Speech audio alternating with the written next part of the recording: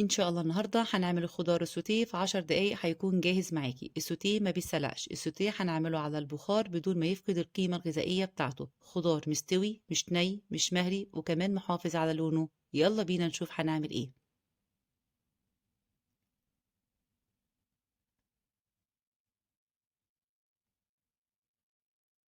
عندي تشكيله من الخضار، عندي الكوسه والجزر والبطاطس وعندي الخرشوف اللي كنا عاملينه مع بعض فروزن. اي نوع خضار بتحبيه استخدميه. هاخد الخضار هغسله كويس جدا وهبدأ ان انا اقطعه بالشكل اللي انتوا شايفينه دوت، يكون كله حجم واحد عشان يستوي معانا. خدت البطاطس نقعتها في المية لغاية ما نزلت المادة النشوية بتاعتها وصفيتهم كلهم من أي مية فيهم.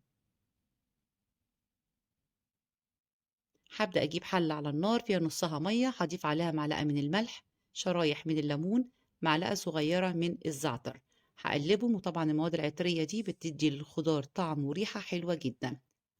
هبدأ أجيب مصفى ما تكونش ملامسة خالص للمية وأبدأ أنزل بترتيب الخضار اللي بياخد وقت أطول في السوى زي الجزر وراه البطاطس والكوسة والخرشوف. هغطيهم وأسيبهم 10 دقايق على النار. هبدأ إن أنا أختبرهم. شايفين بقى اما اجي اضغط عليهم الاقي كلهم اخدوا سوا واحد عشان نزلت الخضار كله بالترتيب، وطبعا احنا عارفين ان الخضار السوتيه بيكون فيه قرشة فيه. هبدأ اجيب طاسة على النار فيها معلقة كبيرة من زيت الزيتون، عليها معلقة من التوم. أول ما ريحة التوم تبدأ تظهر بنزل بالخضار. هتقولي طب ما حطيتيش الخضار كله في الأول في الطاسة ليه؟ هقول لكم لأن الخضار بيطلع معاكي ني وطعمه مش حلو، فيفضل إن انتي تسويه الأول على البخار.